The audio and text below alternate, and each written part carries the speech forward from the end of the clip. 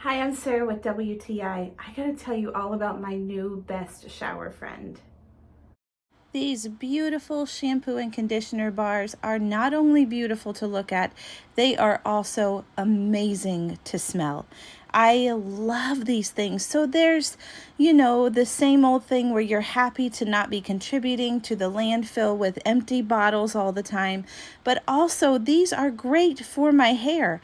I've used them for about a month now, and you can see that they last a long time. It's super easy to use, and I'm sure you want to know how it lathers up. Well, I got to tell you, it lathers up really well. I got a full cleaning out of it. I wash my hair almost every day, and you can see how long they last. You can see I can run my hands through my hair after using the conditioning bar, and after it rinses out, it's very soft and smooth, and I can brush right through it. So that is fantastic. That's everything that you want out of shampoo and conditioner. Look at this.